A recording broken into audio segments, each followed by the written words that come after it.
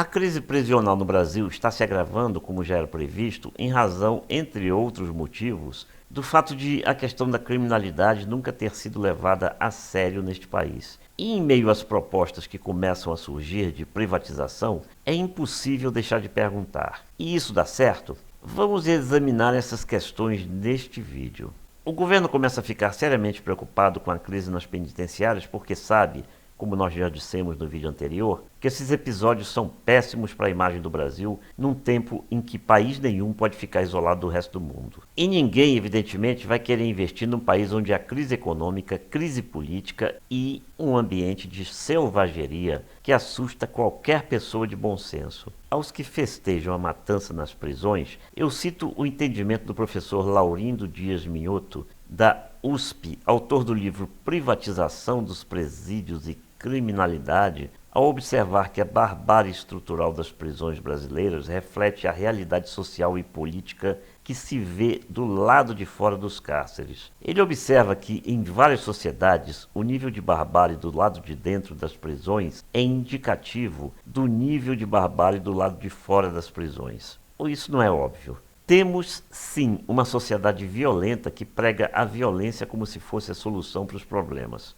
De nada adianta apregoar que a barbárie é a solução, porque isso indica que aqui do lado de fora o indicativo também é de barbárie. E, pior do que isso, que essa barbárie certamente vai se agravar, atingindo cada vez mais a sociedade como força que se alastra sem que ninguém tenha controle sobre ela.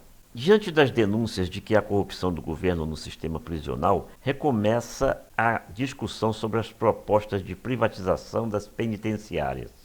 Eu lembro mais uma vez que a questão é de alta complexidade e que não há como abordá-la em sua profundidade num vídeo apenas, mas vamos levantar alguns aspectos importantes. Em primeiro lugar, eu gostaria de lembrar que no Brasil já existem prisões privatizadas por meio das chamadas PPP, parcerias público-privadas, inclusive a penitenciária de Manaus, onde ocorreu o massacre que vem se alastrando por outros estados. E também tenho uma pergunta, aliás, mais de uma, para que todo mundo possa refletir sobre esse assunto tão sério. A primeira pergunta: você acha que a iniciativa privada vai entrar num negócio que não proporcione lucro?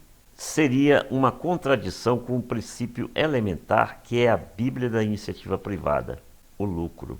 E a segunda pergunta: você acha que ressocializar e reabilitar presos, assegurar limpeza, alimentação e assistência médica vão dar lucro a essas empresas? Ou amontoar presos para cobrar cada vez mais por cabeça dos governos? A verdade é que privatizar prisões não proporciona economia nenhuma para o Estado, porque empresa privada nenhuma vai querer entrar nesse negócio sem assegurar lucro, o que significa mais corrupção, mais custos e menos soluções. A imprensa noticiou que os repasses do governo do Amazonas à empresa que administra o presídio de Manaus, onde 56 detentos foram massacrados, aumentaram mais de 100% de 2014 a 2016. E nem por isso a prisão deixou de viver aquele inferno, que na verdade fez foi piorar. Em depoimento ocorrido no Congresso Nacional em uma comissão onde se discutiam os projetos sobre privatização dos presídios, o presidente do Conselho Nacional de Política Criminal e Penitenciária, Alamiro Veludo Salvador Neto, relatou o que pôde observar em relação a essas parcerias de privatização,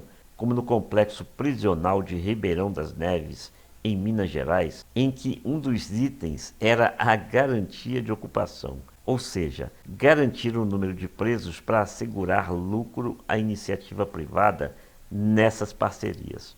Somente este dado já deixa claro em que espiral se pretende chegar com as privatizações. Aliás, nos Estados Unidos, onde há forte privatização no sistema prisional, já existe essa preocupação no sentido de que isso acabe se transformando, ou se já se transformou, na mercantilização do crime, com condenações no sentido de assegurar cada vez mais presos. E talvez não seja à toa que no Brasil, como se sabe, existam penitenciárias cheias de presos sem antecedentes criminais, além de presos sem histórico violento, que são confinados com presos de alta periculosidade.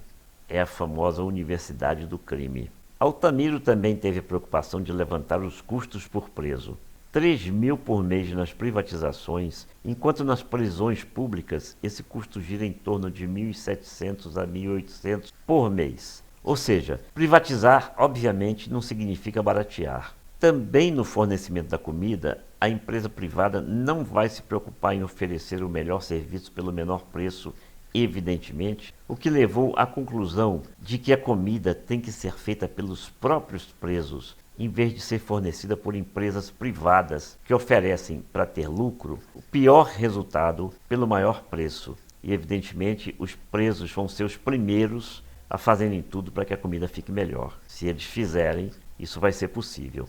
Aliás, este é um dos aspectos que sempre foram negligenciados no Brasil. As prisões não podem se transformar, aliás, já se transformaram, em antros ou depósitos de vagabundagem, onde os presos ficam amontoados sem fazer nada e se especializam cada vez mais na criminalidade. Do esforço pela ressocialização e pela reeducação tem que estar o trabalho, o estudo, a ocupação do tempo em algo útil e que signifique menos despesa para o Estado e, consequentemente, para a sociedade. Os que defendem massacre parece que se esquecem de que esses massacres são promovidos e praticados por gangues perigosíssimas e que, ao contrário do que pretendem os que defendem os massacres, as vítimas não são essas gangues, que na verdade se fortalecem, impondo poder pelo medo dentro e fora das prisões. Tanto que essas mesmas gangues já estão prometendo levar cada vez mais violência para fora das prisões. Então é inevitável repetir o que sempre dissemos: o problema da violência não vai ser resolvido no Brasil enquanto não se for, com seriedade, à raiz da questão. O resto é balela e posar para os holofotes para ganhar mídia e fazer de conta que está resolvendo. Nessa lenga-lenga, só piora para a sociedade.